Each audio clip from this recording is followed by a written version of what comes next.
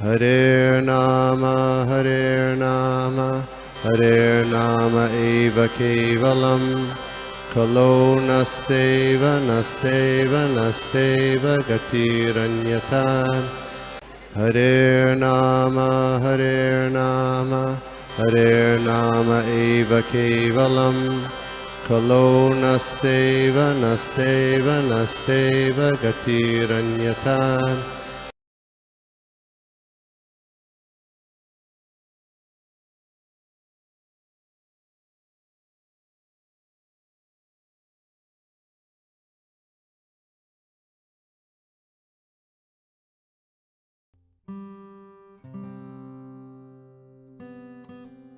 हरे कृष्णा। माधव कीर्ति प्रभु जी, दंडवत प्रणाम प्रभु। हरे कृष्णा दंडवत प्रणाम। जय श्री दंडवत प्रणाम प्रभु। मैं जस्ट ब्रीफली आपका इंट्रोडक्शन दे देता हूँ। आप पहले भी आ चुके हैं, लेकिन फिर भी कुछ लोग नए हैं, वो लोग आपको शायद नहीं जानते, तो just wanted to share. Madhav Kirti Prabhu ji जो है वो परम पूज्य लोकनाथ महाराज जी के शिष्य हैं और दुबई में पहले काफी साल तक थे। उन्होंने बड़े बड़े पोजीशंस में उन्होंने सीनियर पोजीशन में काम किया है। अब प्रभु जी जो हैं फुल टाइम अपना भक्ति में लगा रहे हैं, सेवा में लगा रहे हैं। प्रभु जी नेचुरोपैथी के डॉक्टर हैं, योगा के टीचर हैं। प्रभु जी जो है योगा के लाइसेंस देते हैं सबको to become a yoga teacher. तो कि अगर किसी को योगा प्रोफेशन सिलेक्ट करना है एंड योगा टीचर बनना है तो प्रभु जी से जो है टच में आ सकते हैं। और वैसे प्रभु जी बहुत सी सेवा कर रहे हैं, उनका बड़ा गौशाला है उनका। प्रभु जी अभी गोवर्धन में रह रहे हैं, लगभग साल भर हो गया। तो प्रभु जी बहुत अच्छे वैष्णव हैं, बहुत अच्छा वैष्णव की सेवा कर रहे हैं। तो आज हम उनके मुख से सुनते हैं हम लोग भागवत की कथा। हरे कृष्ण प्रभु, दंडवत प्रणाम। ओवर टू यू प्रभु जी।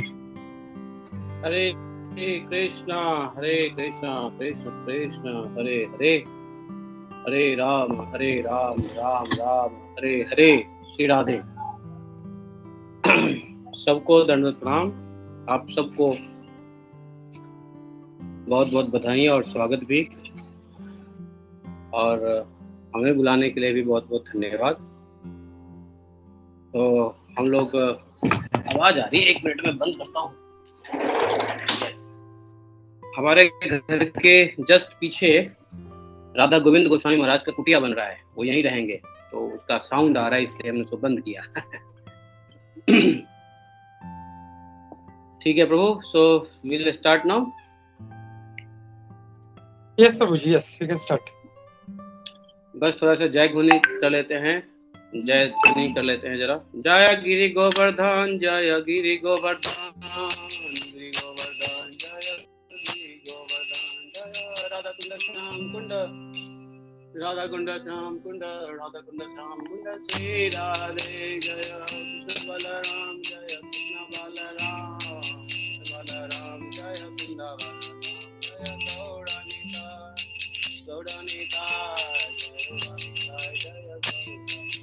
जय राधा श्याम सुंदर, राधा श्याम सुंदर, राधा श्याम सुंदर, ललिता विशाखा, जय प्रभुपादा, जय प्रभुपादा, प्रभुपादा श्रील प्रभुपादा, जय गुरुदेव, जय गुरुदेव, गुरुदेव श्रील गुरुदेव।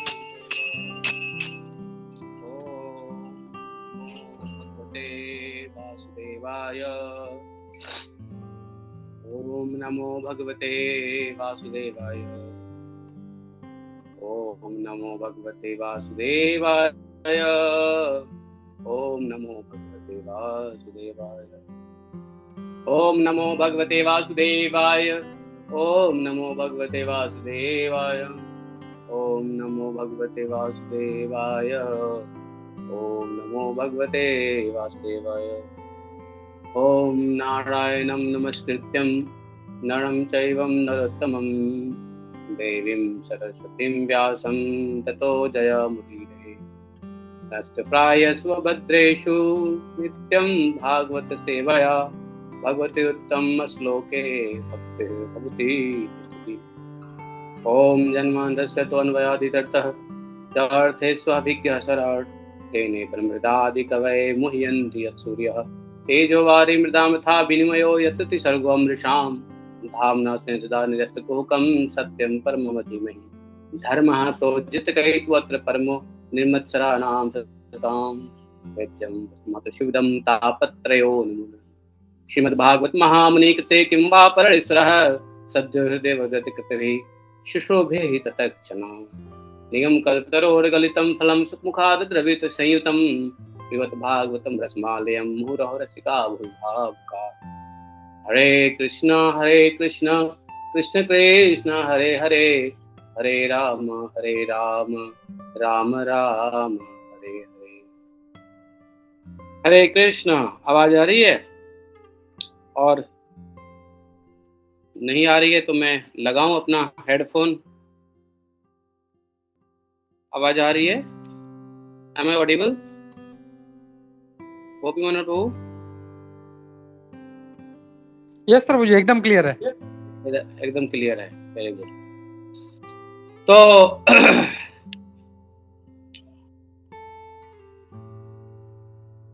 आज का श्लोक जो आप लोग सुनते हो, श्रवण करते हो भागवत सेवा में, उसका I think second chapter, second canto 6th chapter and 20th श्लोक है ना? 6, 2, 6 एंड 20, 2, 6, 20। तो ये सेशन हिंदी में ही चलता है या इंग्लिश में चलता है या इंग्लिश में चलता है? नहीं प्रभु, हिंदी। वेरी गुड, ठीक है, बहुत बढ़िया। तो हम लोग पढ़ते हैं। पदाश्रयो बहिश्चान् प्रजानां याश्रमाः अन्तस्त्रिलोक्यास्तपरो गृहमेधो अबृहत्।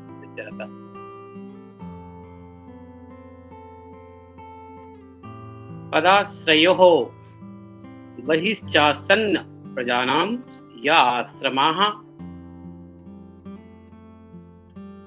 और अंतः त्रिलोक्या तु अपरः गृहमेधः अबृहत्। देखिए, पदात्रयोः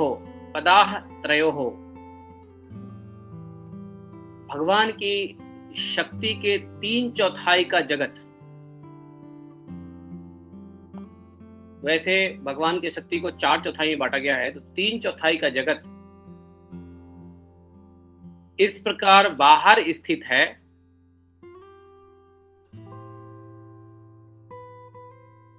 और जिनका पुनर्जन्म नहीं होता है,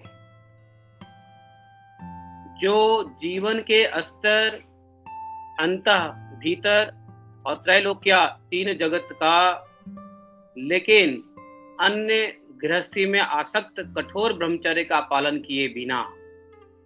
क्या अर्थ है? मीनिंग इन हिंदी, आध्यात्मिक जगत जो भगवान के 3/4 शक्ति से बना है,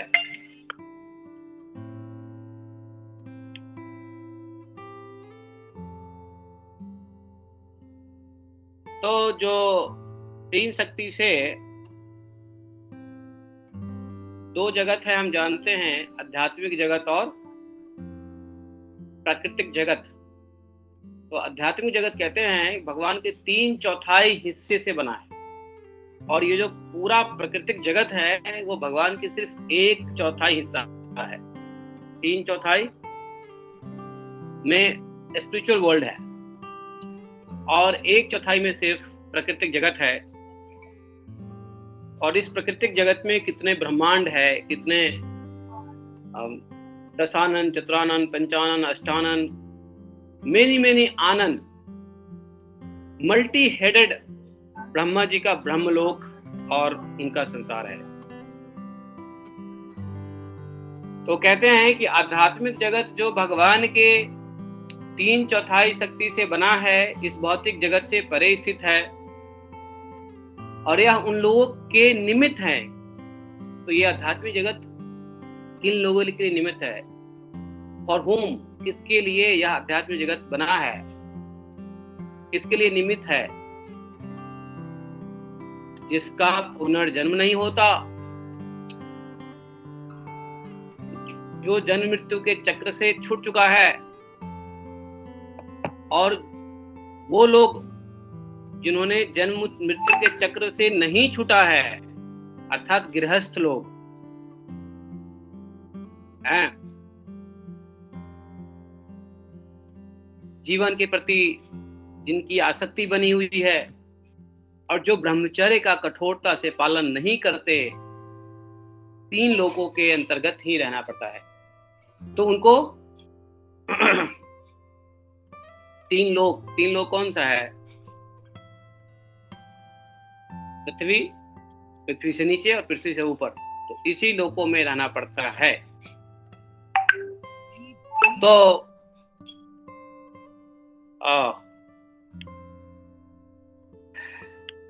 तो अब जो है हम लोग थोड़ा सा प्रभुपाद जी इसके ऊपर तात्पर्य लिखते हैं, तो उसको भी पढ़ लेते हैं, फिर इसके ऊपर हम लोग समझेंगे।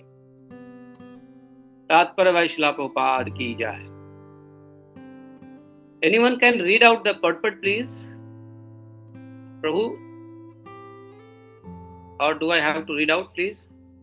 कोई पढ़ सकते हैं? किसी के पास भागवतम है पढ़ पढ़ने के लिए? यस, नो, अदरवाइज मैं पढ़ लेता हूँ। ओके, तो I will volunteer myself to read out. Srimad Bhagavatam के इस श्लोक में वर्णाश्रम धर्म का सनातन धर्म की सर्वोच्चता का स्पष्ट उल्लेख है। मनुष्य को जो सबसे बड़ा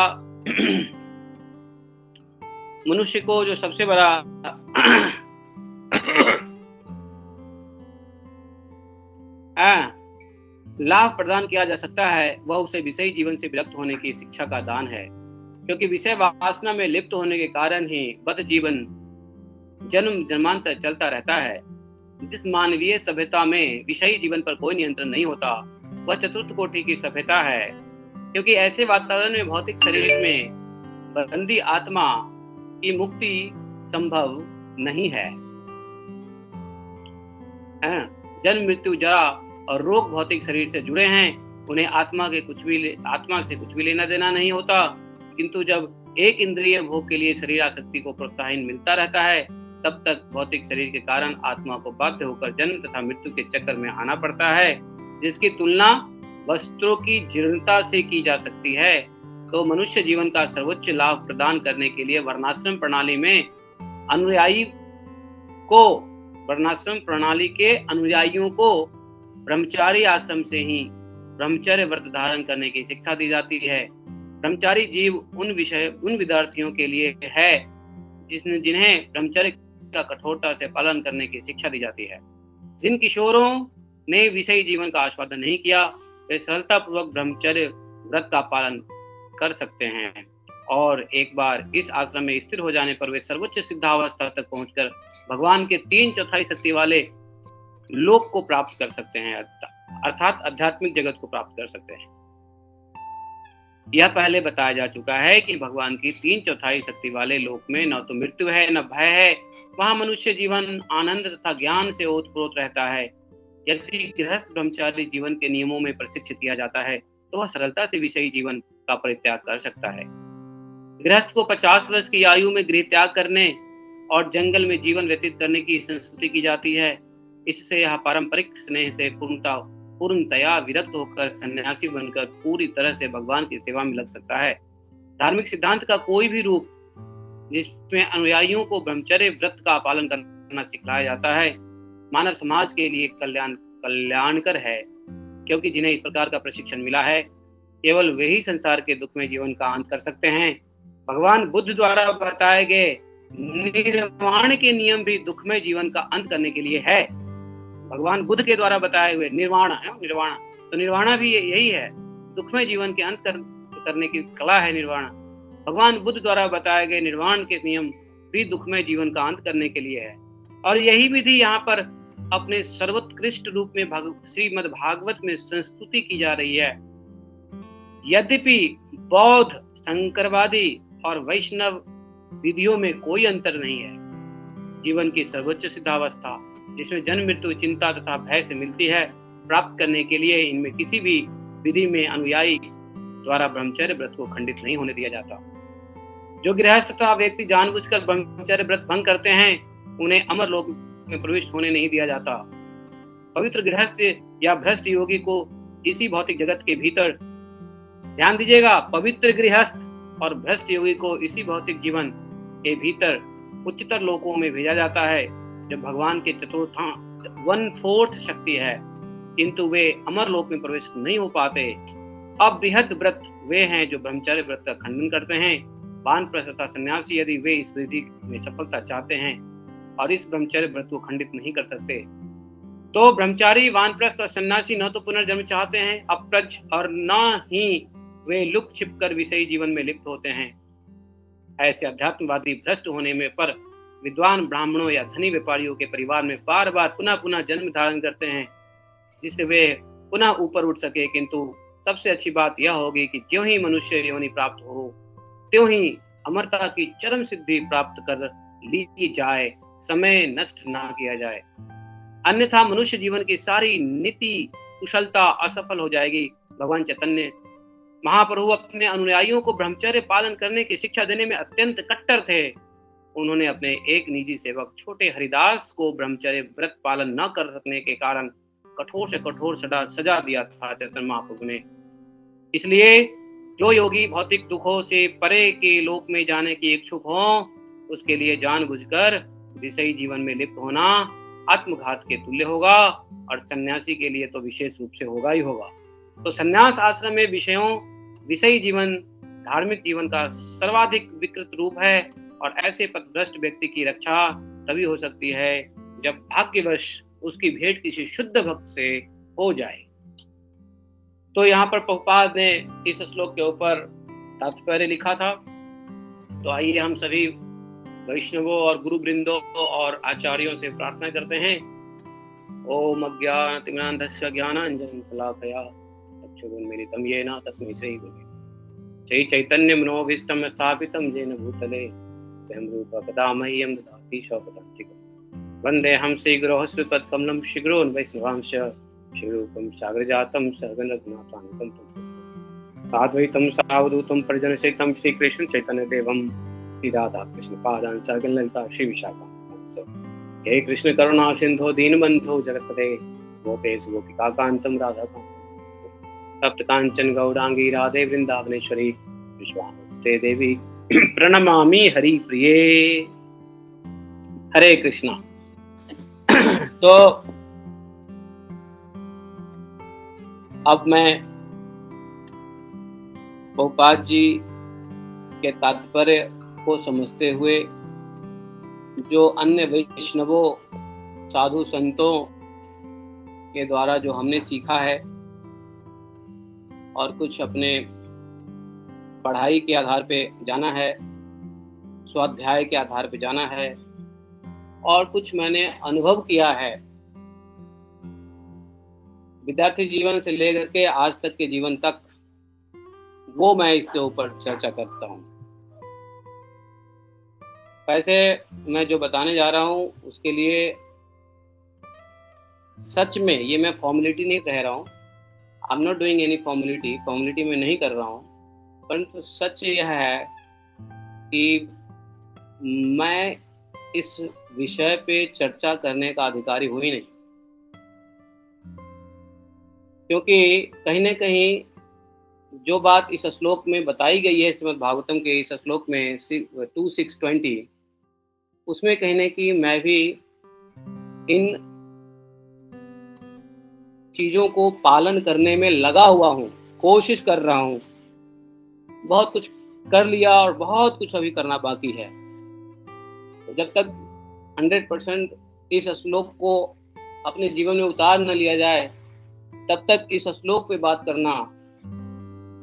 करने का अधिकारी नहीं समझा जा सकता है। इसलिए मैं क्षमा प्रार्थी हूँ कि अगर आप लोग क्षमा करें, लेकिन चूंकि ये आज्ञा है वैष्णव का, श्रीमान हिज ग्रेस गोपी मनोहर प्रभु का, कि मैं कुछ आके बताऊं, अपना मत दूं, तो इसलिए मैं आज्ञा का पालन कर रहा हूं। बस I am just obeying the instructions of a Vaishnav called his grace Gopi Manohar Prabhu. इसलिए आप मत समझ लेना मैं बहुत बड़ा अधिकारी हूं इसके ऊपर विवेचना देने की, परंतु आदेश बस मैं ऐसा कर रहा हूं। चलिए देखिए, आप लोग पहले के श्लोक पढ़े होंगे। ये संदर्भ क्या है? श्रीमद् भागवतम में आप लोग भगवान के विराट पुरुष का वर्णन सुन रहे हैं, और विराट पुरुष के वर्णन में आपने शुरू में 1 श्लोक से 19 श्लोक तक सुना होगा भगवान किस रूप में क्या है। विराट रूप में यही है ना। गोपी मनोहर प्रभु आपके पीछे अल्टार है, बहुत बढ़िया दर्शन हो रहे हैं। आप वीडियो ना बंद करें तो मेरे लिए बड़ा अच्छा रहेगा, मैं भगवान को देख देख के ही कुछ बोल सकूंगा। सच कह रहा हूँ, अदरवाइज मुझे लग रहा है कि मैं ब्लैक बोर्ड से बातें कर रहा हूँ, तो जब ब्लैक बोर्ड होगा सामने तो अच्छा एक्सप्रेशन नहीं आएगा, अंदर से भगवान कुछ अच्छी बातें निकालेंगे, इस पे संदेह रहेगा। भगवान को देखना चाहूंगा और आपके भी दर्शन हो रहे हैं, तो कम से कम वीडियो ऑन रखिए हो सके तो, ठीक है। वाह क्या बात है, क्या दर्शन हो रहे हैं, जाए गौरताई की जाए। तो अब निकलेगा हृदय से वो बात जो आप सुनना चाहते हो। देखिए श्लोक पे आते हैं। सबसे पहली बात, इस श्लोक में भगवान के उस पुरुष, विराट पुरुष के शक्तियों के बारे में बताया कि भगवान की जो शक्ति है उसके अगर 4 भाग में कर दिया जाए तो 3 हिस्सा में भगवान का अपना जगत है, उसको कहते हैं स्पिरिचुअल वर्ल्ड, और 1/4 1/4 पार्ट है जिसमें हमारा पूरा प्राकृतिक जगत है कि नहीं। इसी जगत में जितने भी विष्णु हैं, अगर वो दक्षिणी विष्णु, ये विष्णु, सब इसी जगत में है कि नहीं। महाविष्णु सब इसी जगत में है जो भगवान के कार्य बनाने के लिए है। अब यहाँ पे 2 बात आती है। भगवान ने यहाँ पे क्या, ये कौन कह रहे हैं, ये कह रहे हैं ब्रह्मा जी कह रहे हैं। इस श्लोक को एक्चुअली बोलने वाले कौन है? ब्रह्मा जी। और ब्रह्मा जी से कौन सुन रहे हैं? नारद जी। और नारद जी की जो सुन रहे हैं उसको कौन सुना रहे हैं? सुखदेव गोस्वामी। सुखदेव गोस्वामी से कौन सुन रहे हैं? परीक्षित महाराज। और इन परीक्षित महाराज सुखदेव गोस्वामी की बातों को कौन सुन के सुना रहे हैं? सुत गोस्वामी। किसको सुना रहे हैं? सौनकादि ऋषियों को। कहाँ पर? नैमिषारण्य, उत्तर प्रदेश, सीतापुर के पास में, आज के सीतापुर। तो नैमिषारण्य में सुत गोस्वामी सुना रहे हैं इस कथा को।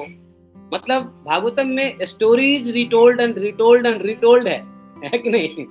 इतनी स्टोरीज रिटोल्ड है, और एक महाजन दूसरे महाजन के द्वारा सुनी हुई बातों को कह रहे हैं, एंड वो महाजन भगवान के द्वारा कही हुई बातों को कह रहे हैं, and that is how Shrimad Bhagavatam का अवतरण होता है। अमल पुराण श्रीमद् भागवतम की जय। तो यह ब्रह्मा जी एक्चुअली कह रहे हैं नारद जी को कि जो भगवान की 3 शक्तियों से बनी 1/3 मतलब 3/3 शक्तियों से जो है ना आध्यात्मिक जगत है, स्पिरिचुअल वर्ल्ड है, और ये 1/4 से प्राकृतिक जगत है। तो करना क्या है?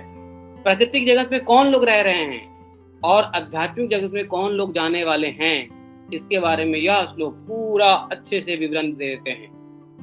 तो आध्यात्मिक जगत में वो लोग जाने वाले हैं जो जन्म मृत्यु के चक्र से छूट गए हैं, समझे? जो जन्म मृत्यु के चक्र से जो छूट गए हैं वही आध्यात्मिक जगत में जाने वाले हैं।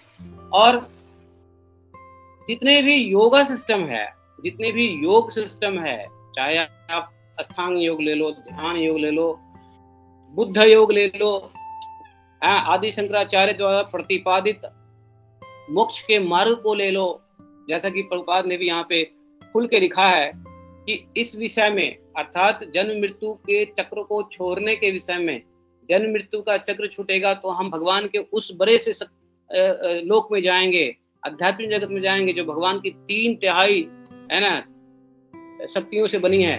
3/4 3/4 एंड 1/4 हम जिसमें हम हैं। तो यहाँ पर बौद्ध, शंकरवादी और वैष्णव विधि में कोई अंतर नहीं भगवान प्रभुपाद ने लिखा है। इस मामले में बौद्ध, शंकर और वैष्णव पद्धति में कोई अंतर नहीं है। तो यहाँ पे क्या आता है कि कौन लोग वहां जाएंगे जो अपने को जन्म मृत्यु चक्र से छूट आ चुके हैं, और जन्म मृत्यु चक्र से कैसे छूटेगा वही बात करने वाले हैं। और यह बात सब करते हैं, शंकराचार्य जी के शिक्षा में यही है, बौद्ध शिक्षा में यही है, पतंजलि योग सूत्र में भी यही है। तो और जो लोग भगवान की 1/4 शक्ति अर्थात 1/4 जगत 4 में सिर्फ एक हिस्से में जो लोग हैं, वो जो संसार है उसमें वो लोग रहेंगे जो लोग क्या हैं, जिन लोग कहा गया है कि ब्रह्मचर्य धारण नहीं करते हैं। सीधा सीधा श्लोक है, सीधा सीधा मीनिंग है कि जो ब्रह्मचर्य व्रत का कठोरता से पालन नहीं करते वो 3 लोकों के अंतर्गत ही रहना पड़ेगा। ये जो 3 लोक है, स्वर्ग लोक, भूलोक और नीचे के लोक, ये तीनों लोकों में ही भटकना पड़ेगा, रहना पड़ेगा। तो हम तीनों लोक में रहने के लिए यहाँ एक शब्द दे दिया है कि अगर हम ब्रह्मचर्य व्रत का पालन नहीं करेंगे। अब लोगों को क्या लगता है ब्रह्मचर्य व्रत का पालन तो सिर्फ और सिर्फ क्या है, हैविंग नो फिजिकल कांटेक्ट, है ना। ये लगता है ना, ठोस शब्दों में ये लगता है कि ब्रह्मचर्य का मतलब यह है कि शादी नहीं किया, गृहस्थ नहीं बनाया, बच्चा पैदा नहीं किया, स्त्री संपर्क नहीं, ऐसा समझते हैं। लेकिन मैं आपको बताऊं, अगर ब्रह्मचर्य का सिर्फ इतना ही लिमिटेशन हो जाता तो ब्रह्मचर्य अपने आप में बहुत बड़ा शब्द है। इसी के ऊपर मैंने सोचा है कुछ बता दूं और हम लोग को इसी से सीखने को मिल जाएगा। तो ब्रह्मचर्य, ये जो ब्रह्मचर्य का सिर्फ एक मीनिंग ले लेते हैं, स्त्री और पुरुष के संपर्क न होना ही ब्रह्मचर्य नहीं है। मैं आपको बताऊं, ब्रह्मचर्य का मतलब यह होता है कि इंद्रियों का विषयों से आसक्ति को खत्म करना ब्रह्मचर्य है। जी हाँ, क्या है, इंद्रियों का विषय शक्ति से आसक्ति, इंद्रियों का विषयों से आसक्ति। इसको अंग्रेजी, देखो किसी को अगर हिंदी नहीं आती तो मैं अंग्रेजी में समझा दूं, अंग्रेजी नहीं आती तो फिर हिंदी में भी समझा सकता हूँ, वाइस वर्सा है, 2 वे प्रोसेस। तो ब्रह्मचर्य means detaching the sense organ from the sense gratifiable object.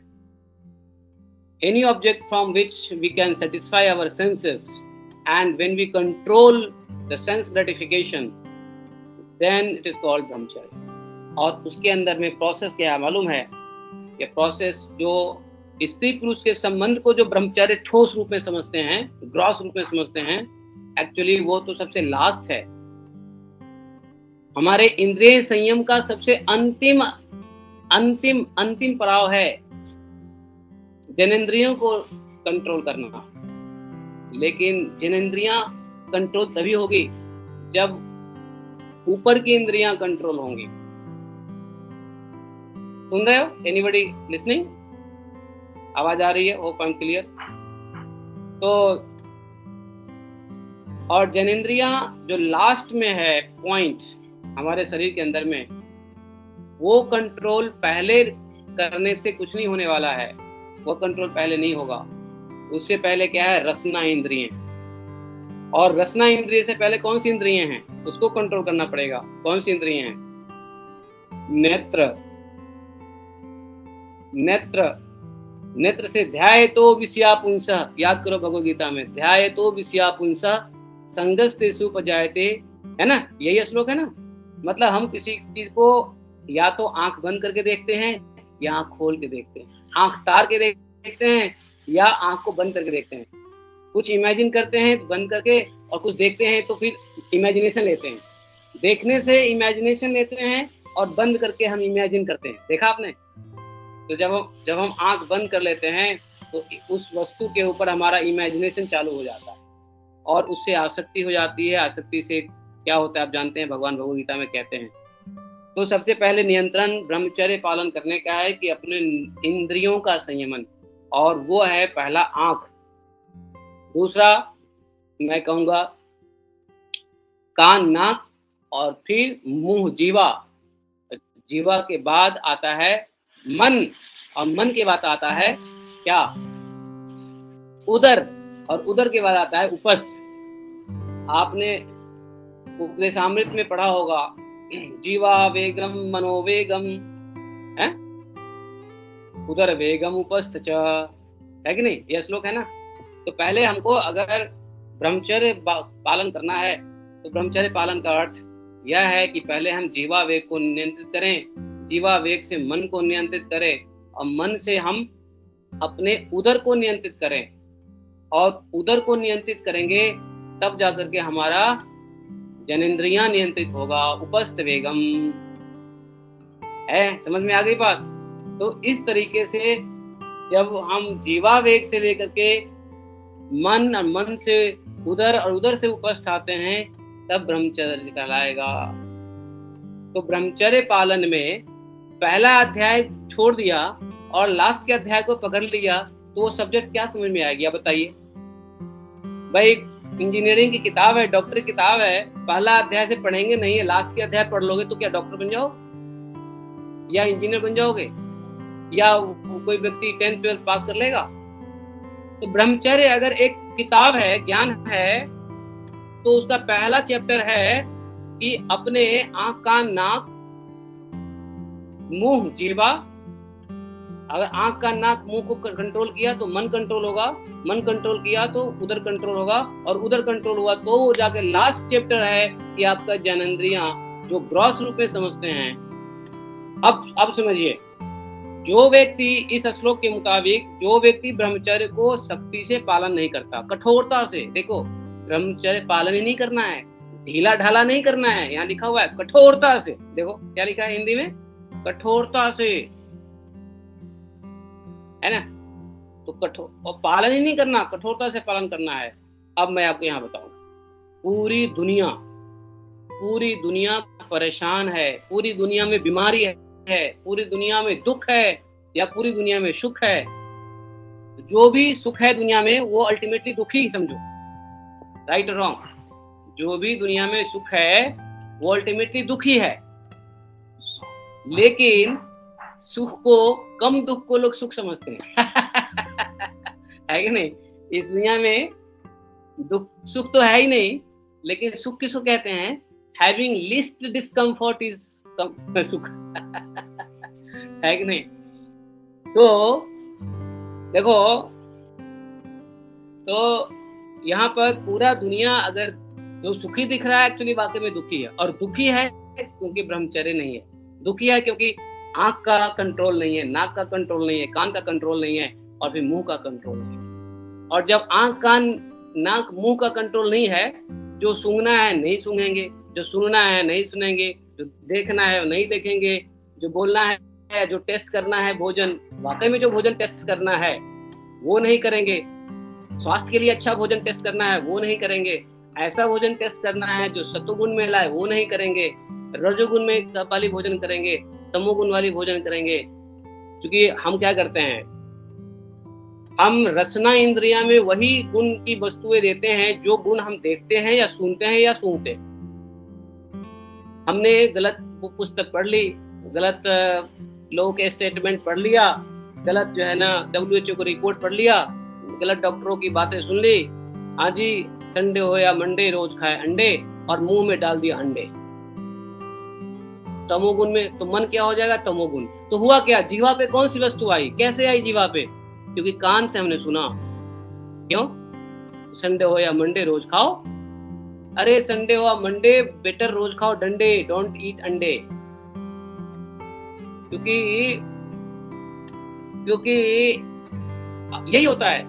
तो मुंह में वही चीज आता है जो आंख से दिखता है, कान से सुनता है, नाक से सूंघता है। राइट और रॉन्ग? यस और no? Please raise your hand. Yes है कि नहीं? और कान, नाक, आंख अगर सही देखेगा, सतोगुण देखेगा, सतोगुण चीज को समझेगा, तो सतोगुण ही मुंह पे डालेगा, और सत्वगुण चीज मुंह पे डालेगा तो मन भी सत्वगुण होगा। जब मन सत्वगुण होगा तो मन नियंत्रित रहेगा, मन नियंत्रित रहेगा। तो जैसा खावे होवे सुना होगा। तो लेट अस कोरिलेट, इसको बड़ा सिस्टमेटिकली समझिए। ये ब्रह्मचर्य को हम ऐसे ही फैंटास्टिकली कह देंगे ना कि फैनाटिकली स्त्री एंड पुरुष एंड दिस एंड दैट, नहीं, ये ब्रह्मचर्य नहीं है बाबा, है कि नहीं? वो तो लास्ट स्टेज है। और सुनो, जो लास्ट स्टेज होता है ना, that has to be understood at the last, and automatically last की चीज समझ में आ जाती है। जैसे एक मूवी हम देखते हैं तो आप इंटरवल तक देख लेते हो, तो इंटरवल के बाद आप गेस कर लेते हो क्या होने वाला है, ये लड़का लड़की के साथ, हीरो हीरोइन के साथ या इस गुंडा के साथ क्या होने वाला है, राइट? राइट और रॉन्ग, है ना? तो आप ट्रेलर देख के आजकल पता चल जाता है कि मूवी में क्या है। जैसे अभी केरला स्टोरी चल रहा है, ट्रेलर देख के मोदी जी ने बोल दिया कि ट्रेलर जो है ना, Kerala story is a real threat for India and blah blah blah, Modi ji ने बोल दिया अपने लेक्चर में। तो क्या देखा मोदी जी ने, के पास टाइम थोड़ी था 3 घंटा है। तो जिस प्रकार से ट्रेलर देख के या इंटरवल तक देख करके आप बाकी चीजों को समझ लेते हो, उसी प्रकार से यदि हम ब्रह्मचर्य के पहले half section of the book को समझ लें तो बाद में ब्रह्मचर्य पालन करना इतना आसान हो जाता है। अथवा फर्स्ट हाफ ऑफ ब्रह्मचर्य बुक को बिना समझे हुए सीधा लास्ट ब्रह्मचर्य को पालन करेंगे तो उतना ही दुष्कर हो जाता है। इसीलिए बल्कि सीधा ब्रह्मचर्य के ग्रॉस सॉलिड मीनिंग पे आने के बजाय, अगर हम सीधा सॉलिड मीनिंग पे आएंगे, स्त्री पुरुष के संबंध को ही ब्रह्मचर्य भंग समझेंगे, तो उसको जितना नियंत्रित करेंगे ना उतना ही हमारा ब्रह्मचर्य भंग हो जाएगा। जितना हम सेक्स को कंट्रोल करना चाहेंगे, स्त्री पुरुष संभोग को कंट्रोल करना चाहेंगे बिना ज्ञान के, जब चैप्टर 1 2 3 बिना चैप्टर 1 2 3 को 10th चैप्टर में जाएंगे, वो भोग और बढ़ेगा क्योंकि अज्ञान में आप उसको सप्रेस कर रहे हो। तो इसलिए पूरी दुनिया परेशान आज की डेट में है। इसका कारण है लोगों का अत्याहार प्रयासस्य है ये अत्याहार है, गलत प्रकार का आहार है। युक्त आहार विहारस्य, भगवान कहते हैं युक्त आहार विहारस्य, क्योंकि उचित आहार नहीं लिया जा रहा है।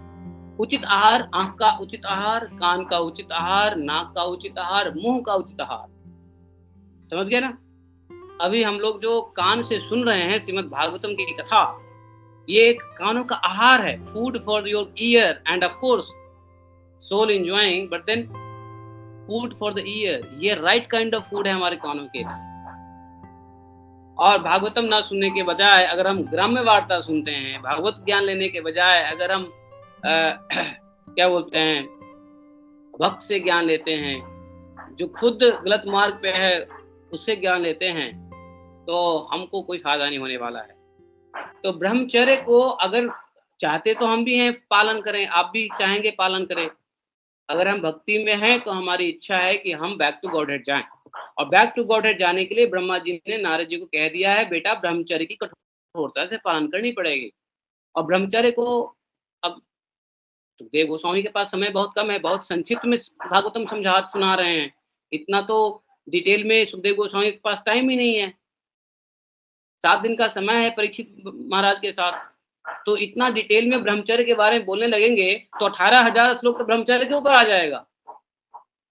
तो इसलिए सुखदेव गोस्वामी ने पहले ही कहा था परीक्षित महाराज से कि मैं तुम्हें संक्षिप्त में सुना देता हूँ, लेकिन हमको जरूरी है भागवतम को बृहत रूप से समझने के लिए आचार्यों की बात, अन्य ग्रंथों, पुराणों, प्रभुपादों की बात, प्रभुपाद से सुन करके, भक्तों से सुन करके जरूरत है उसको उस एक एक पॉइंट को खोल खोल के सुनने की, समझने की। तो श्रील रूप गोस्वामी ने जो उपदेशामृत में लिखा है कि जीवा वेगम, मनोवेगम, उदर वेगम, उपस्थ वेगम, तो मीन्स जो व्यक्ति उपस्थ को नियंत्रित नहीं कर पाया वह वाकई में ब्रह्मचर्य पालन नहीं किया, and that person is still not qualified to go back to Godhead. तो आप खाना पीना सही करोगे, मन अपने आप होगा। तो वहां पे उपदेशामृत में पहला चीज क्या कहा जा रहा है कि जीवा वेगम को पहले कंट्रोल करो। फिर मन होगा, फिर उदर होगा, और उदर होगा तो उपस्थ हो जाएगा। लेकिन हम लोग क्या कर रहे हैं मालूम है?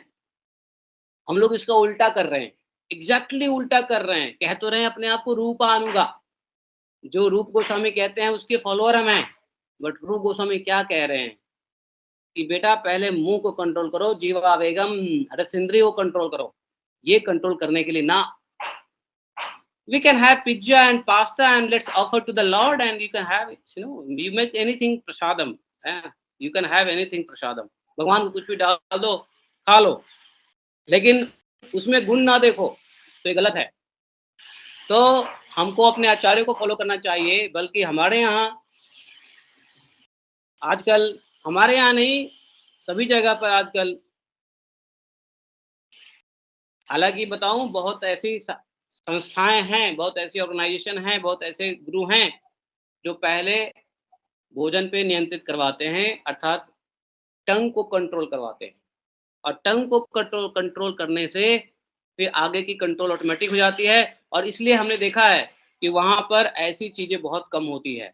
अदरवाइज जो डायरेक्ट सेक्सुअल ऑर्गन पे कंट्रोल करने की कोशिश करता है, ब्रह्मचर्य रखने की पालन करता है, और भोजन पे नहीं, वह फेल है, अपने आप को धोखा दे रहा है, कुछ नहीं हो सकता है। भोजन को रजोगुणी बना करके कोई भी व्यक्ति सत्वगुण पे नहीं पहुंच सकता। तो ब्रह्मचर्य पालन करना है तो बहुत आसान है अगर प्रोसेस से जाएंगे, और वैसे है बहुत कठिन अगर प्रोसेस से नहीं जाएंगे। तो अब मैं बताता हूँ पूरी दुनिया क्यों बीमार है, पूरी दुनिया क्यों परेशान है, क्योंकि ब्रह्मचर्य पालन नहीं है। और ब्रह्मचर्य से तो दूर, वो ना तो मन का नियंत्रित है, ना तो जीवन नियंत्रित है, और पेट भी नियंत्रित नहीं है। कुछ भी डाल दो पेट में, पता ही नहीं है पेट में क्या डालेंगे तो क्या होने वाला है, कोई ज्ञान नहीं है कि नहीं। तो हमारी आप लोगों से अनुग्रह है, रिक्वेस्ट है कि आप लोग, अच्छा देखो इस प्रोसेस में क्या होने वाला है, अगर हम इस प्रोसेस को समझ के पालन करेंगे तो सबसे पहला जो सुख मिलने वाला है वह शरीर सुख। हमारा शरीर पहले हेल्दी होने वाला है। पूरी दुनिया बीमार हुई जा रही है, पूरी दुनिया बीमार बीमार बीमार बीमारी बीमारी, हर घर में बीमारी, जिसको देखो बीमारी, जिसको देखो बीमारी, इसको देखो तो बीमारी, सास को देखो तो बीमारी, बहू को देखो तो बीमारी है, बेटी को देखो तो बीमारी, माँ को देखो तो बीमारी, बीमारी बीमारी बीमारी बीमारी। अरे इस जगत में बीमारी तो है ही, लेकिन इस बीमार जगत से निकलने के जो साधन है शरीर, उसको ठीक रखना बहुत जरूरी है। आपके कर्म के मुताबिक, आपके फल के मुताबिक, कर्म फल के मुताबिक बीमारी आ सकती है, लेकिन अपनी तैयारी तो बीमारी न रहने की होनी चाहिए ना। तो अपनी तैयारी करेंगे नहीं और भाग्य विधाता को दोष दे देंगे कि हमारे नसीब में ऐसा ही है, तो कुछ नहीं होता। एक बच्चा फेल कर जाए मेहनत करके तो उतना दुख नहीं होता है, लेकिन एक बच्चा जब बिना मेहनत किए फेल कर जाए तो ज्यादा दंड के भागी होता है।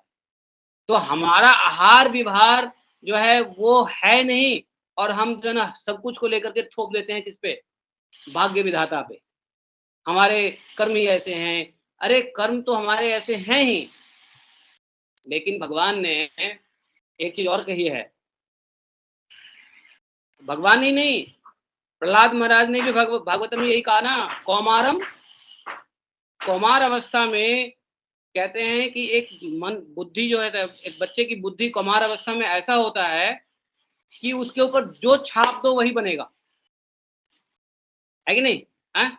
षंड अमर की कथा में सुनो प्रहलाद महाराज क्या कहते हैं। तो बच्चे की बुद्धि ऐसी होती, अगर मान लो बच्चा अपने गलत कर्म से, वो मान लो गलत संस्कार बन भी गए हैं, तो मनुष्य जीवन में आने के बाद बचपना एक ऐसा टेंडर्ड एज होता है, टेंडर एज, जिस पर आप जो कुछ भी अच्छाई छाप दोगे, भागवत ज्ञान छाप दोगे, वह उसके पूर्व जन्म के संस्कार को भी शून्य कर देगा। यह भागवत का ज्ञान अमल पुराण है और पूर्व जन्म के संस्कारों को भी नलिफाई करने की ताकत रखता है, लेकिन वह मौका हम छोड़ देते हैं। इसलिए मैं आपको और हम सबको यह कहते रहते हैं कि देखो, माता पिता को छोड़ने से पहले अगर, और माता पिता को भी चाहिए कि बचपन में ही भागवत ज्ञान दे दे। भागवत ज्ञान दे देगा तो उसको सब समझ में आ जाएगा कि शरीर क्या है, बद्ध क्या है, जीव क्या है, आत्मा क्या है, परमात्मा क्या है, किससे क्या कल्याण होना है, किससे अकल्याण होना है, हम कैसे से क्या संबंध करेंगे, कहाँ क्या बोले, क्या ना बोले, मौन धारण क्यों करें,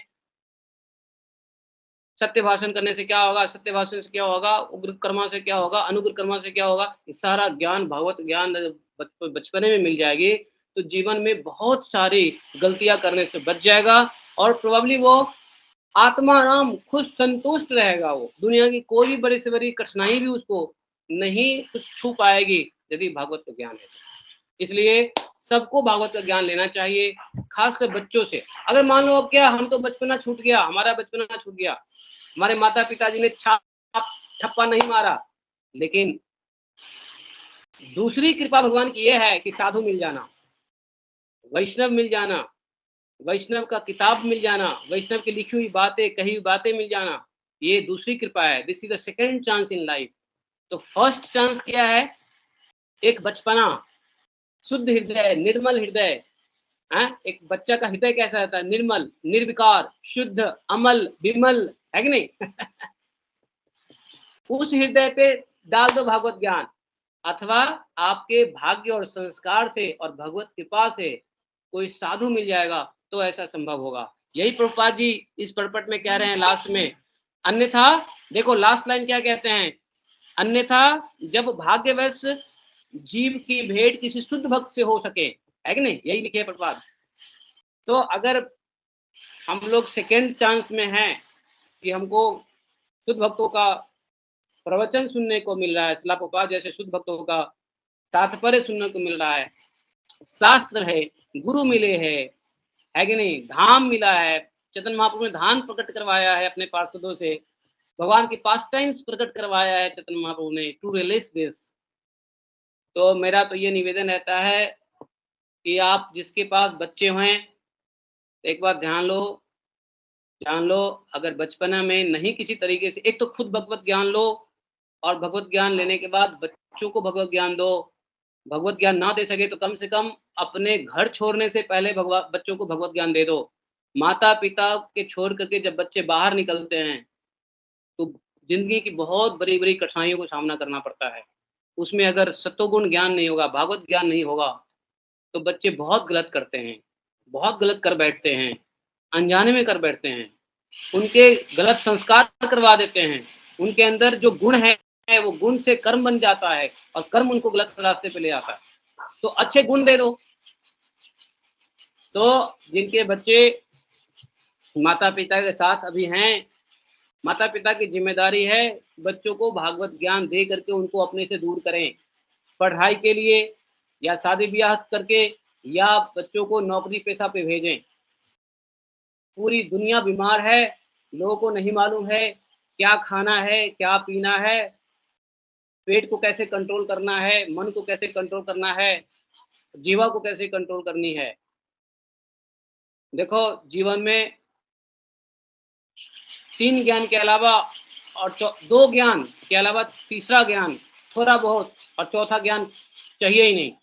नंबर 1 ज्ञान भागवत ज्ञान, number 2 how to keep your body fit, दूसरा ज्ञान ये शरीर विज्ञान का ज्ञान, और तीसरा थोड़ा बहुत अर्थ का ज्ञान, चूंकि अर्थ युग है, कलयुग इज अर्थ युग कलयुग इज अर्थ युग, तो अर्थ युग में थोड़ा अर्थ कमाने का ज्ञान। इतना पढ़ाई कर लो जिसे थोड़ा बहुत अच्छा पेचेक मिल जाए बस। अच्छा पेचेक का मतलब रोटी कपड़ा मकान मिल जाए बस। तो ये अर्थ कमाने का ज्ञान, जिससे भूखे भजन न होई गोपाला वाली बात ना हो जाए। और सबसे पहला भागवत ज्ञान और दूसरा शरीर को स्वस्थ रखने का ज्ञान, क्योंकि इसी शरीर से आप ज्ञान प्राप्त करोगे और उस ज्ञान को इम्प्लीमेंट इसी शरीर से करोगे और then we will go back to Godhead. ये शरीर ही ठीक नहीं रहेगा तो क्या ब्रह्मचर्य पालन करेंगे? और शरीर जब खराब होता है तो ब्रह्मचर्य चाह के भी पालन नहीं कर सकते हैं, क्योंकि आपको उल्टे सीधे खाना खिलाया जाएगा, उल्टे सीधे जो है ना, देखो हॉस्पिटल में कहेंगे कि रोज खाओ अंडे, मीट खाओ प्रोटीन के लिए, ये खाओ उसके लिए, वो खाओ उसके लिए, और नहीं खाओगे तो कोई बात नहीं है, लो इंजेक्शन में मीट डाला हुआ रहता है, इंजेक्शन में बहुत नॉन वेज आइटम डली हुई रहती है, बहुत सारे फालतू के केमिकल डले हुए रहते हैं, पूरे शरीर का सत्यानाश और आत्महत्या, अल्टीमेटली आत्महत्या इसीलिए होता है। इसलिए ब्रह्मचर्य पालन करने की विधि को सीखना पड़ेगा, और ब्रह्मचर्य पालन करने की विधि को हम सीख लेंगे तब जाकर के हम कहीं ना कहीं अपने आप को बचा पाएंगे, मन के स्तर पे, अध्यात्म के स्तर पे, समाज के स्तर पे भी और व्यक्तिगत स्तर पे भी, चाहे पर्सनल हो, चाहे सोशल हो, चाहे इमोशनल हो, चाहे स्पिरिचुअल हो, चाहे फिनांस हो, चाहे व्हाटएवर। ब्रह्मचर्य का पालन, ब्रह्मचर्य इसलिए सबसे तेज कहलाता है। ब्रह्मचर्य में ही तेज है और इसी तेज ब्रह्मचर्य की शक्ति से ही हम भगवत धाम जा सकते हैं। आपको मालूम है भगवत धाम जाने का एक ही शक्ति यहाँ पे ब्रह्मा जी ने कहा है, वह है ब्रह्मचर्य। तो चाहे कोई भी वर्ण में हो, कोई भी आश्रम में हो, ब्रह्मचर्य रह करके करना है। जैसे अब गृहस्थ आश्रम है तो उसमें भी खान पान को कंट्रोल करना है, उसमें भी जीवा को, मन को, उदर को कंट्रोल करना है। गृहस्थ आश्रम में उपस्थ अंगों का प्रयोग बिल्कुल अलाउड है, under set of some rules. कुछ नियम के तहत उपस्थ अंगों का प्रयोग अलाउड है।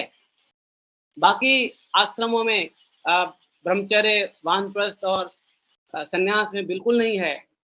तो यहाँ पे प्रभुपाद क्या कह रहे हैं कि जो लोग सन्यासी हैं, जो लोग ब्रह्मचारी हैं, जो लोग वानप्रस्थी हैं, यदि उन्होंने, यहाँ लिखा हुआ है, लुक छिप करके विषयी जीवन में लिप्त होते हैं। देखो प्रभुपाद ने क्या लिखा है, लुका छुपी करके, लुक छुप करके विषयी जीवन में आसक्त रहते हैं। तो हम हैं तो ब्रह्मचारी, लाल कपड़ा में आ गए, सैफरॉन में आ गए, लेकिन मोबाइल पे क्या देख रहे हैं, ठटरी, है कि नहीं? तो कहने का मतलब ये है कि भोजन से आसक्ति गई नहीं, है कि नहीं? माताओं के साथ मनोरंजन करने की आसक्ति गई नहीं है, और प्रकार की बहुत सारी आसक्तियां हैं। तो कहते हैं जो लोग छुप छुपा करके ये सब जीवन में लिप्त होते हैं, वो चाह करके भी, ब्रह्मचारी, वानप्रस्थ, सन्यासी, ये तो पुनर्जन्म नहीं चाहते हैं, लेकिन इनका कर्म ऐसा बन जाता है, पुनर्जन्म लेना पड़ेगा। तो स्यूडो ब्रह्मचारी, स्यूडो सन्यासी, स्यूडो कहते हैं ना, वानप्रस्थी बनने का कोई फायदा नहीं है। और गृहस्थ में भी रह करके अगर ब्रह्मचर्य पालन नहीं किया, तो गृहस्थ में रह के ब्रह्मचर्य पालन करने का तरीका, और ब्रह्मचर्य का स्टार्टिंग कहाँ से होता है, आंख, कान, नाक, मुंह। मुंह में जो कुछ डालोगे उसका, आपको जानते हो मुंह में जीवा पे 6 टेस्ट होते हैं। मैं आपको थोड़ा सा मेडिकल बता दूं। हाँ Prabhu, we have time, we have time, थोड़ा सा एक मेडिकल की बात बता दूं। देखो ये कैसे हमारे, कैसे, ये बंद करो इसको।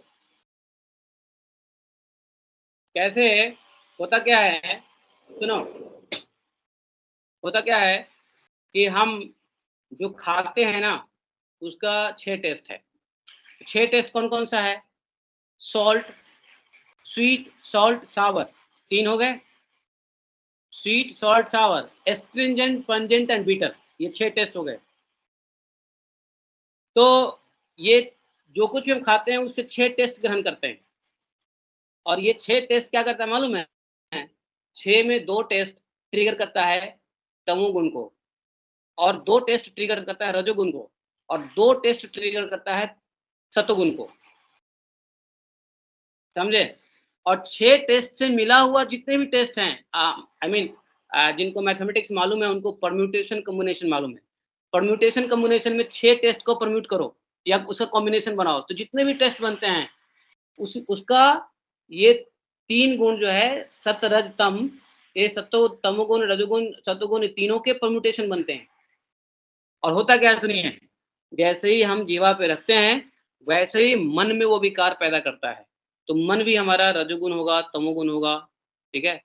और जब मन में रजोगुण, तमोगुण होता है तो रजोगुण मन रजोगुण कर्म में हमें निवृत्त करता है, सतोगुण मन सतोगुण कर्म में निवृत्त करेगा, और रजोगुण तमोगुण कर्म तमोगुण में निवृत्त करेगा।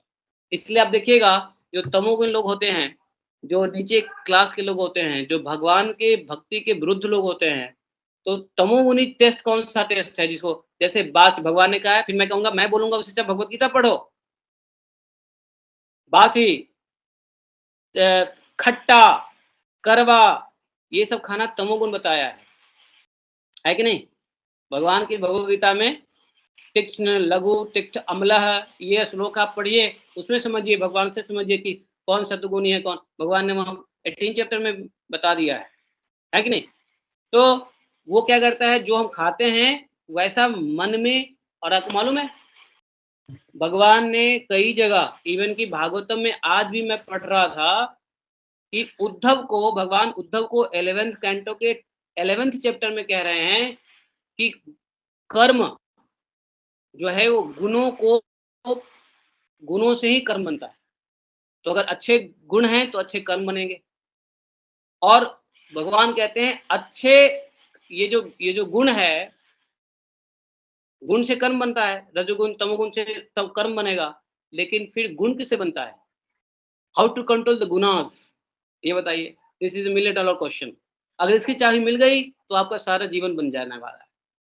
तो अगर गुण से, सत्वगुण, रजोगुण, तमोगुण से कर्म बनता है, तो फिर गुण किससे बनता है? बताइए, गेस, एनी गेस, गुण किससे बनता है फिर? दिमाग चकरा जाएगा सोच करके, हैं? आप लोग नहीं पूछोगे तो मैं नहीं बताऊंगा, भागवतम को यही संपन्न समाप्त कर दूंगा। अगर जानना चाहते हो तो मैं बता दूंगा, लेकिन पूछना पड़ेगा पहले कि किससे बनता है गुण, मैं बता दूंगा। Anyone want to know? है? हाँ, कुछ लोग कह रहे हैं कि जानना चाहते हैं। ऑफलाइन में यही होता है, पता ही नहीं चलता है कौन क्या कर रहे हैं। कोई बोलने के मूड में नहीं है, कोई अपना चेहरा दिखाने के मूड में नहीं होता है। ये एक फायदा भी है लेकिन नुकसान भी है। फायदा ये है कि कुछ भी करते हुए सुन तो सकते हैं, लेकिन नुकसान ये है कि भागवतम को सही से समझना डिफिकल्ट है ऑनलाइन, क्योंकि हमारा ध्यान कुछ कहीं और भी रहता है, सिर्फ कान से इधर रहते हैं, हमारा हृदय, कहते हैं ना, जबकि भागवतम सुनते वक्त इतनी सावधानी रखनी चाहिए कि भागवतम के समय भगवान स्वयं हृदय में आ जाते हैं। हैं? अभी हम लोग मंगलाचरण पढ़ते हैं ना, तत्क्षणात् भगवान हृदय में तत्क्षण आ जाते हैं और क्या करते हैं, वह हमारे सभी मल को नाश करने लग जाते हैं। इसलिए भागवतम सुनते वक्त हो सके तो कोई काम मत करिए, सिर्फ सुनिए, रिलीज कीजिए। और तो मैं बता दूं, ये 1 2 3 लोगों ने हाथ उठाया है, SAJKJ, हाँ, बाकी लोगों ने नहीं उठाया है। ठीक है, कोई बात नहीं है। बाकी लोगों को, इन 3 लोगों की वजह से बता देता हूँ कि गुण कैसे बनते हैं। गुण बनते हैं ज्ञान से। देखो, ध्यान रखो, गुण बनते हैं ज्ञान से। इसीलिए अगर ज्ञान होगा तो भी गुण बनेगा, अगर ज्ञान नहीं हुआ तो गुण नहीं बनेगा। इसलिए भागवत ज्ञान एक ऐसा ज्ञान है जिससे गुण नहीं बनेगा, आप निर्गुण हो जाओगे। भगवान निर्गुण है और उनकी कथा निर्गुण है। वो सत्य गुण, तमोगुण, रजोगुण से मिश्रित नहीं है भगवान की कथा, वो गुणातीत है, और आपको वही गुणातीत करके वो भगवत धाम ले जाएंगे। तो गुण ज्ञान से बनता है। इसलिए भगवान ज्ञान योग के ऊपर बहुत लेक्चर दिए गीता में अर्जुन को, ज्ञानी बनो, ज्ञान योग। और वही नहीं, भगवान ने, कपिल देव भगवान ने अपनी माता, कपिल देव भगवान की माता का क्या नाम था? कपिल भगवान की माता जी कौन थी? हैं? कौन थी? देवहूति। देवहूति। तो कपिल भगवान ने अपनी माता को, जब माता ने कपिल भगवान से प्रश्न किया कि मुझ जैसे अबला नारी के लिए कुछ ऐसा ज्ञान दो जो सीधी सीधी समझ में आए, आसानी से समझ में आए, तो भगवान कहते हैं, माता 3 काम करना, मोक्ष इसमें मिल जाना है, तर जाओगे। कौन सा काम? तो पहला, ज्ञान, always anchoring for the knowledge, भगवत ज्ञान, और भगवत ज्ञान के लिए क्या कहा था? साधु संग करते रहना। उसके लिए दूसरी काम बताया, पहला काम कहा ज्ञान लेते रहो, उसके लिए दूसरा काम बताया साधु संग बनाए रखो, और साधु संग कंटिन्यू करने के लिए तीसरा काम उन्होंने क्या कहा मालूम है? वो योग सिस्टम को, कपिल देव ने अपनी माता देवहूति को योग सिस्टम बताया, क्योंकि योग सिस्टम से आपका मन सत्वगुण में रहेगा और भगवान और भक्तों के चरण शरण में लगा रहेगा, और इससे आपको ज्ञान मिलता रहेगा, और ज्ञान से गुण बनेंगे, गुण से कर्म बनेगा, कर्म से आप बच जाओगे, कर्म के फल से बच जाओगे और आप मुक्त हो जाओगे। देखा, सी द इक्वेशन। आप सही से पढ़ो देवहूति माता और कपिल देव के बीच का कथा, भगवान ने क्या इंस्ट्रक्शन दिया अपनी माता को तो ये बहुत जरूरी है। तो क्यों हमें भगवत कथा सुनना है, क्यों हमें संतों के साथ रहना है, क्यों हमें संतों की संगति करनी है, वो कपिल देव ने क्यों कहा? वो इसलिए कहा, तो तब उन्होंने कपिल देव ने कहा कि यम नियम का पालन करने के लिए उसमें प्राणायाम भी बताया है, अष्टांग योग की सारी विद्या बता दी भगवान ने कपिल माता को। बताओ माता को अष्टांग योग देने की क्या जरूरत थी? माता को यम नियम, माता देवहूति को यम नियम बताने की क्या जरूरत थी? भगवान ने उनको यम नियम भी बताया, ये अष्टांग योग की सारी पद्धति बताई। क्यों? क्योंकि योग से हम स्वस्थ रहेंगे, हमारा मन स्वस्थ रहेगा, हमारा चित्त स्वस्थ होगा। चित्त स्वस्थ का मतलब होता है चित्त प्रसादनम। पतंजलि ने भी कहा है, योग है चित्त प्रसादनम, योग है चित्त वृत्ति निरोध है। हमारा चित्त ही प्रॉब्लम है, चित्त के अंदर जो वृत्ति है ना वही प्रॉब्लम है। तो चित्त को शुद्ध रखना, और जब चित्त शुद्ध रहेगा तो हमारा मन भगवान में और भक्तों के साथ लगा रहेगा। मन भगवान और भक्तों के साथ लगा रहेगा तो भगवत ज्ञान मिलेगा, और ज्ञान से अच्छे गुण उत्पन्न होंगे, और अच्छे गुण से क्या होगा? अच्छे कर्म बनेंगे। निर्गुण से निर्विकार कर्म, और निर्विकार कर्म से मोक्ष प्राप्ति होती है। तो आप लोगों को शायद ये इक्वेशन समझ में आया होगा या नहीं आया होगा, आप लोग बताइएगा, लास्ट में प्रश्न पूछ लीजिएगा। How much time do we have प्रभु? 9 to 10 था या 9 to 10:30 था?